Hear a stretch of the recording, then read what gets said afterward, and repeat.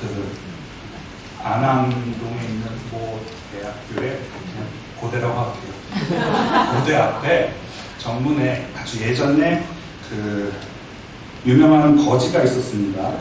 학생들이 원만이 형이라고 부르는 사람인데요. 이 원만이 형은 항상 100원만 달라고 합니다. 옛날이었으니까 100원만 해서 원만이 형이라고 하는데, 어쩌다가 이 형을 잘 모르는 사람이 1000원짜리를 주면은 원만이 형이 안 받습니다.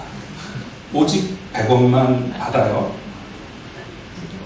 1000원짜리를 줬을 때 물론 그 900원을 거슬러 줬다고 하는 그런 이야기도 있기는 하는데 원칙이 딱 100원만 받습니다.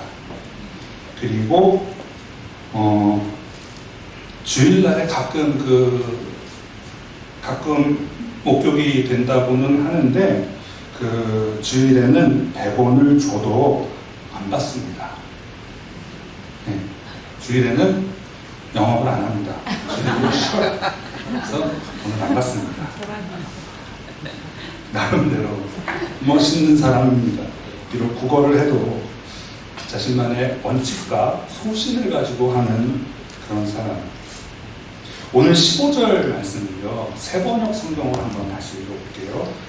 그러므로 여러분은 어떻게 살아가야 할지를 살피십시오. 지혜롭지 못한 사람처럼 살지 말고 지혜로운 사람답게 살아야 합니다.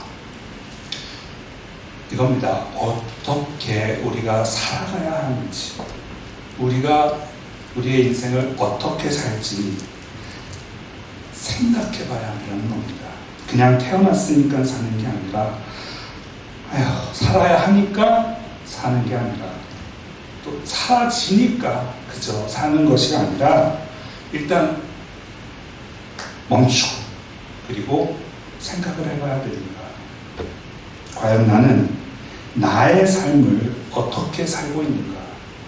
이 국어라는 사람도 가지고 있는 그런 확고한 기준이 있는데, 그리스도인이 나의 삶을 어떻게 살 것인지, 내가 왜 사는가에 대한 답변도 없이 그냥 어제 살았으니까 오늘도 살고 뭐 내일도 사라지겠지, 이렇게 사는 것은 안 된다는 말입니다.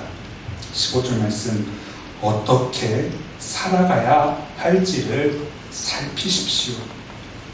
물론 이렇게 생각하시는 분이 계실지 모릅니다. 살 만큼 살았는데 이제 와서 뭐 젊은 시절 다 지나갔는데 무슨 인생이며 삶이며 무슨 원칙을 세우나, 그러지 마시고 오늘 설교 제목 마지막 승부 아닙니까? 아직 마지막이 남았습니다. 하나님께서 우리에게 시간을 허락하고 계시는 것은 바로 그 마지막을 위함일 수 있습니다. 다시 한번 15절 말씀, 어떻게 살 것인가 지혜롭게 생각하라. 그리고 이제 16절 말씀으로 이어집니다. 세월을 아끼라, 때가 악하니라. 살아있는 사람이라면 누구에게나 하나님께서 주신 것이 있습니다. 그렇죠. 바로 시간입니다. 남아있는 시간이 사람마다 다를 수는 있겠지만 그건 뭐 누가 얼마 남아있는지는 모르는 거고, 지금 현재 하나님께서는 우리 모두에게 시간을 주셨습니다. 그런데 우리들은 이 사실을 종종 잊어버릴 때가 있습니다. 시간은 바로 하나님께서 주신 선물이라고 하는 것, 그리고 우리에게 주어진 시간이 다하는 날, 우리의 시간이 다하는 날, 그것은 우리의 생명이 끝나는 거니까 시간은 생명이라고 말할 수 있습니다.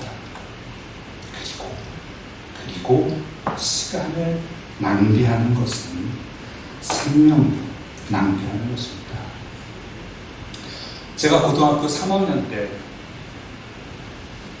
제 친구가 독서실 책상에 아주 인상적인 글귀를 붙여둔 것을 봤는데요. 고3 시절 정말 하루하루가 얼마나 그 괴로운 스트레스가 많은 힘든 날입니까? 그때 그 친구는 책상에 이런 글귀를 써놨습니다. 내가 살고 있는 오늘은 어제 죽은 그 사람이 그토록 살고 싶어 하던 내일이다. 예, 제가 이 35년 전에 이 글귀를 봤을 때 정말 감동적이었거든요. 네, 이 말을 많이 들어보신 것 같은데, 그러나 별 감흥이 없어도 한번 다시 잘 생각해 보세요. 나에게 주어진 오늘은 누구에게나 주어지는 오늘이 아닙니다. 그렇다면 어떻게 하는 것이 세월을 아끼는 것인가? 우리들 학교 다닐 때 시험 많이 봤을 겁니다. 시험 문제는 시험 시간 안에 풀어야 합니다. 종 치고 걷어가는 선생님한테 내일 드릴게요 선생님, 그럴 수는 없습니다. 시험 문제는 그 시간 안에 끝내서 제출해야 됩니다. 그런데 그 시험 시간에 시험 문제에 집중을 안 하고 다른 생각을 하고 있다던가, 시험지에 그림을 그리고 있다던가, 이러면 시험을 잘 볼 수가 없습니다.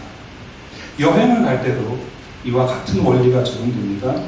여행 갈 준비를 하는 것, 여행 짐을 챙길 수 있는 시간은 여행 출발 전까지입니다. 여행 준비를 하는 것은. 일단 여행이 시작되면 미리 준비하지 못한 많은 것들은 여행을 떠난 후에 그것이 쓸데없이 돈을 써야 되는 그런 것이 될 수도 있고, 또 준비해야 하는 입국 비자를 준비하지 않았다 이러면 아주 곤란해지겠죠. 여러분, 세월을 아낀다고 하는 것은 기본적으로는 지금 내가 살고 있는, 내가 현재 지금 있는 이 시간에 무엇을 해야 하는지, 지금이 무슨 시간인지를 분명하게 아는 것입니다. 시험 시간에는 시험 문제를 풀어야 하듯이 내가 직장에 있다면 그곳에서 꼭 필요한 사람이 되도록 열심히 일하고, 이 그리스도인이 우리 직장에 정말 필요한 사람이라는 말을 들을 수 있을 만큼 일을 해주고, 그리고 만약 지금이 미래를 위해 준비하는 그런 시간이다, 나에게는, 그렇다면 물론 완벽할 수는 없지만, 그러나 완벽한 준비를 갖추도록 아주 철저하게 미래를 위한 준비를 해나가는 그런 시간으로 보내야 한다는 것입니다. 그리고 가능하면 설교를 듣는 이 시간에는 초롱초롱한 눈망울로 열심히 설교를 들어야 합니다. 아멘. 그리고 나에게 기도할 수 있는 시간이 많이 넉넉하게 주어진다면, 많은 사람들을 위해서, 내가 그동안 알고 지냈던 많은 사람들, 기억이 날 듯 말 듯한 모든 사람들, 나의 인생을 되돌아보면서 그 수많은 사람들을 위해 기도하라고 주신 그런 시간일 수 있습니다. 내가 지금 무엇을 해야 하는 시간인지 깨닫고 그 시간에 그 시기에 맞는 일을 해야 한다는 것의 의미 중 또 하나는 그 일의 순서를 바꾸면 안 됩니다, 여러분. 이게 중요한 포인트입니다. 똑같은 일을 내가 했는데 그것의 순서를 바꾸면 엉망이 됩니다. 제가 지금 배가 좀 고파요. 그래서 밥 먹어야지 하고 지금 내려가서 밥을 먹고, 여러분들이 예배 끝나고 내려오실 때 저는 올라와서 설교해야지 하고서 말이 안 되잖아요. 순서를 바꾸면 안 됩니다. 내가 오늘 설교도 하고 밥을 먹었습니다 라고 하지만 그것의 순서가 바꾸면 엉망진창이 되는 것처럼 인생에서 해야 하는 것의 순서를 여러분 바꾸면 안 됩니다. 순서를 반드시 지켜서 하셔야 합니다. 두 번째, 세월을 아낀다는 것은 시간을 내가 관리하는 겁니다. 이것을 다르게 이야기하면 시간이 그냥 저절로 흘러가 버리도록 내버려 두지 않는 겁니다. 시간을 내가 직접 적극적으로 관리하지 않으면 그 시간들은 잘못 흘러가기 쉽습니다. 정신 차리지 않으면, 깨어있지 않으면 시간이라는 것은 잘못 가게 되기 쉽습니다. 왜냐?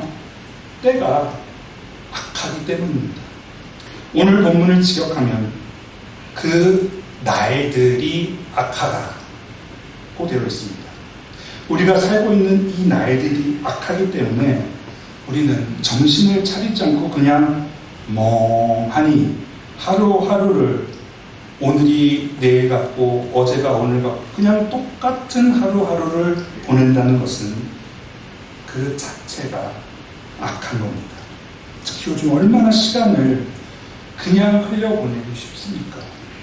무심코 틀어놓은 TV에, 유튜브에 몇 시간을, 즉 몇 시간에 내 생명을 갖다 바치는 겁니다. 물론 TV를 보는 것도 좋고 유튜브나 넷플릭스나 다 그것 자체가 나쁘다는 그 이야기를 하는 것은 아닙니다. 문제는 그것들을 내 관리 하에서 이용해야 한다는 겁니다. 지금부터 언제까지는 내가 쉬니까 이것들, 이런 거를 보고 그 다음 몇 시부터는 이것들을 끄고 다른 어떤 일을 할 것이라는 그런 게 나한테 있어야지, 그냥 무한정 틀어놓고 그것들의 시간을 가져다 바치는 것은 그건 악한 겁니다. 이것들이 그 술에 취하는 것과 비슷한 면이 일부분 있습니다. 술에 취한다는 것은 깨어있지 않는다는 거죠. 내 정신을 알코올한테 뺏기는 겁니다. 넉넉고 TV를 보는 것은 TV에 내 정신을 빼앗기는 겁니다. 정신을 차리지 않고 술을 마시면 한 잔이 두 잔 되고, 두 잔이 두 병 되고, 그런 것처럼 유튜브 한 편이 두 편이 되고, 두 편이 2시간 되고, 자야 하는 시간도 넘겨서 계속해서 보게 되는 겁니다. 어떻게 이렇게 잘 아느냐? 네, 저도 그랬습니다. 그런데 이거는 아니다. 그것을 알게 된 겁니다. 그러면 안 됩니다. 시간은, 하나님께서 나에게 맡겨주신 시간은 우리들이, 내가 관리해야 합니다. 시간은 하나님의 청지기인 우리의 관리를 받지 않게 되면 악하게 흘러갈 수 있다는 것을 여러분 꼭 기억하셨으면 좋겠습니다. 오늘 본문 마지막 17절, 그러므로 어리석은 자가 되지 말고 오직 주의 뜻이 무엇인가 이해하라. 이건 방금 말씀드린 시간을 낭비하는 그 내용과는 좀 상반되는 이야기인데요. 주위를 보면 열심히 사신 분들 참 많습니다. 한편으로 정말 존경할 만하고 또 그 열심은 진심으로 대단하다고 생각합니다. 사실 요즘에는 시간을 쪼개서 바쁘게 살아가는 사람들이 정말 많습니다.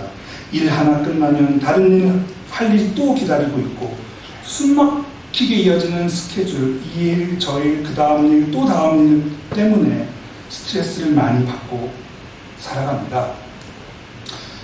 물론 그 중에는 바쁘다고는 하는데, 시간이 부족하다고는 하는데, 막상 그 사람이 실제로 사용한 시간을 분석해 보면 실제 일을 한 시간보다는 나 일이 너무 많다고 이 스트레스를 받고만 있는 그 시간이 더 많은 경우도 있기는 합니다. 그런 경우 말고 정말로 바쁘게 일하는 사람의 경우에 있어서도 이 사람들이 세월을 아끼고 있는 건가? 라고 묻는다면 여기에는 아주 중요한 문제가 있습니다. 여러분 예를 들어보겠습니다. 만약 누가 오늘 오후 3시에 아주 중요한 사람과 경복궁에서 만나기로 약속을 했습니다. 그러면 마을버스를 타건 지하철을 타건 아니면 택시를 타고 오후 3시까지 경복궁 앞에서 만나면 되는 겁니다. 그런데 경복궁으로 가야 할 사람이 우리 오후 예배 끝나고는 갑자기 인왕산으로 올라갑니다. 땀을 뻘뻘 흘리면서 인왕산을 뛰어서 올라갔는데 놀랍게도 산 정상에 도착하니까 3시 전까지예요. 인왕산 등산을 위해 엄청난 노력을 했고 엄청난 에너지를 쏟아 부었습니다. 그런데 문제는 이 사람은 3시까지 경복궁에 가야 하는 사람입니다. 무엇이 잘못됐습니까? 정해진 시간까지 무엇을 해야 하는지를 모르고 단지 노력만 엄청나게 쏟아 부은 겁니다. 아무리 열심히 일하고 아무리 노력해도 왜 어느 순간 모든 것이 갑자기 허무하고 공허해지고 그저 먼 산만 바라보고 있는 그런 삶이 되는가? 목적지를 모르고 달렸기 때문입니다. 그냥 열심히 살면 된다는 생각만 있었지 내 인생이 어디로 가야 하는가에 대해서는 그걸 알아볼 생각은 안 했다는 겁니다. 그래서 오늘 본문 말씀이 이야기합니다. 그것은 어리석음이다. 영어 성경을 보면 Do not be foolish.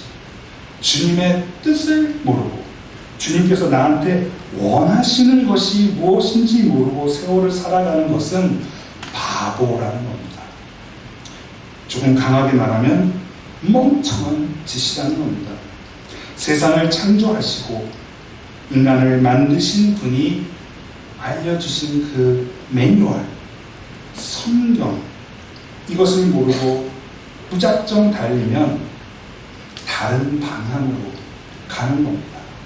달리면 달릴수록 오히려 목적지에서 더 멀어져 가는 것입니다. 여러분, 비행기와 관제탑 사이의 교신이 끊어지면 큰 사고가 날 수 있습니다. 자동차 내비게이션이 위성 신호를 수신하지 못하면 잘못된 길로 빠질 수 있습니다. 성경은 우리가 가야 할 길을 안내해주는 하나님의 말씀입니다. 사랑하는 교우 여러분, 성경을 매일 읽고 계십니까? 성경의 말씀 없이 어떻게 내가 오늘 하루 올바른 방향으로 나아갔다고 자신할 수 있습니까? 성경을 배우지 않고 우리 주님의 뜻을 이해할 수가 있습니까? 우리 모두 다 성경을 읽고 또 열심히 배우시기를 간절히 권면드립니다. 아주 탁월한 기독교 저술가 중에 필립 얀시라는 사람이 있습니다. 이분이 쓴 책들이 아주 많은데요. 다 우리나라 말로 거의 다 번역이 되어 있습니다. 그 중에서 우리말 번역으로 내 안에 하나님이 없다라고 하는 책이 있습니다. 좀 두꺼운 책인데요. 저는 이 책 제목 내 안에 하나님이 없다를 빨리 읽습니다. 내 안에 하나님이 없다. 아주 훌륭한 책입니다. 예, 아주 핵심을 찌르는 놀라운 책입니다. 내 안에 하나님이 없다. 그런데 이 책에 이런 내용이 있습니다. 한번 제가 읽어볼게요. 과학 지식은 갈릴레오, 코페르니쿠스, 뉴턴, 아인슈타인에 이르기까지 지속적으로 축적되었다.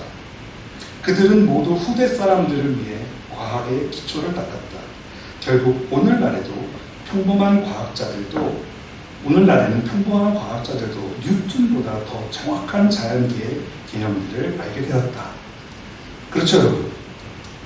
과학적 지식은 이렇게 점점 쌓여가는 그런 지식입니다. 그래서 우리 시대 웬만한 과학자들, 심지어 공부 열심히 하는 고등학생이나 대학교 1, 2학년만 돼도 그 유명하다고 하는 그 놀라운 그 과학자라고 한 옛날 과학자들보다 훨씬 더 많은 과학 지식을 고등학생, 대학생만 돼도 다 가지고 있습니다. 그런데 책을 조금 더 읽어보겠습니다. 그러나 하나님에 대한 지식은 전혀 다른 방식으로 존재한다. 하나님과의 모든 만남은 독특하고 개별적이다. 마치 두 사람 사이에 이루어지는 은밀한 만남과 같다. 그러니까 아주 옛날 5세기에 살던 어느 저 시골의 한 수도사가 지금 현재 이 21세기의 유명한 신학 교수보다도 어쩌면 하나님에 대한 더 진실한 지식을 많이 갖고 있을 수 있습니다. 선교지에서 특히 무슬림들 사이에서 복음을 접한 지 1년도 안 된 새신자가 몰래 힘겹게 성경을 읽고 있는 그 사람이 3대째 기독교 집안이고 교회 다닌 지 40-50년 된 사람보다도 더 하나님의 뜻을 잘 이해할 수도 있습니다. 왜냐하면 하나님과의 관계는 인격적이고 사랑의 관계이기 때문입니다. 사랑의 관계는 각 개인이 축적해가는 것이지 어떤 역사적으로 축적되는 게 아닙니다. 이러한 하나님과의 개인적인 만남을 원한다면 기도와 함께 평소에 성경을 읽어야 합니다. 우리의 삶의 방향이 올바르게 나아가려면 매일매일 주님과 교제하며 가깝게 친밀한 관계를 만들어야 합니다. 그래야 오늘 나를 향한 주님의 뜻을 이해할 수가 있는 겁니다. 그래야 시간을 낭비하지 않는 삶을 살 수 있습니다. 어리석은 삶이 아니라 지혜롭게 삶을 이끌어갈 수 있습니다. 우리 성경의 세월을 아끼라는 말씀이요, 영어 성경 번역에는 모든 기회를 최대한 활용하라라고 되어 있습니다. 물리적인 시간의 양, 실제 몇 시간, 몇 날이 나에게 주어져 있는지가 중요한 것이 아니라 그 남아있는 시간을 내가 어떻게 활용하는지가 중요한 것입니다. 그래서 오늘의 설교 제목을 마지막 승부라고 정했습니다. 여러분, 바울 사도의 삶을 생각할 때 그는 감옥에 갇혔어도, 즉 아무것도 할 수 없을 것 같은 그런 상황에서도 바울 사도는 그가 해야 하는 일, 그에게 있어서는 복음을 전하는 일을 멈추지 않았습니다. 그래서 바울 서신 중에 옥중 서신들을 지금도 우리가 성경으로 만나고 있는 겁니다. 무슨 말인가? 난 아무것도 할 수 없다. 그 생각되는 바로 그때가 어쩌면 우리 삶의 가장 중요한 순간일 수 있습니다. 그 시간이 우리 삶에서 가장 빛나고 값진 시간이 될 수 있다는 것을 믿어야 합니다. 하나님과 함께한 시간이라면 단 몇 시간, 단 며칠이라도 그것이 내 삶에서 가장 빛나는 위대한 시간이 될 수 있다라고 하는 것을 아셔야 합니다. 세월을 아끼라의 의미는 수동적으로 그저 나에게 기회가 왔을 때 뭘 하라는 것이 아니라 없는 기회도 만들어서 내가 적극적으로 무엇을 하라는 것입니다. 여러분, 말씀을 마치겠습니다. 어떻게 살 것인지 여러분, 우리 생각해야 합니다. 고민해야 합니다. 세월을 아끼기 위해 우리는 시간에 알맞는 일을 충성을 다해서 해야 하고요, 나에게 주어진 생명과 같은 이 시간들을 내가 선한 청지기처럼 관리해야 합니다. 그리고 무엇보다 주님의 뜻을 깨닫는 것이 세월을 아끼는 것이고 우리의 삶을 가장 가치 있게 사는 것입니다. 우리가 숨을 쉬는 한 아직 끝이 아닙니다. 하나님께서 부르시는 그 마지막 순간까지 적극적으로 나서서 악한 이 시간들의 마지막 승부를 멋있게 승리하시는 우리 모두가 될 수 있기를 예수 그리스도의 이름으로 축원합니다. 아멘. 기도하시겠습니다. 사랑이 많으신 아버지 하나님, 저희가 끝까지 주님께서 주신 그 시간들을 주님을 위해 주님과 함께 주님과 누리면서 지낼 수 있도록 하여 주시옵소서. 하나님께서는 뜻이 있어서 우리를 이 땅에 보내주셨고 하나님께서 원하시는 일이 있다고 하는 것을 저희들 알게 하여 주시옵소서. 저희들 그 뜻을 알아차리고 하나님과 함께 하나님의 일을 충성되이 행하는 우리 모두 될 수 있도록 하여 주시옵소서. 아멘. 이 모든 말씀 우리 주 예수 그리스도의 이름으로 기도드렸사옵나이다. 아멘.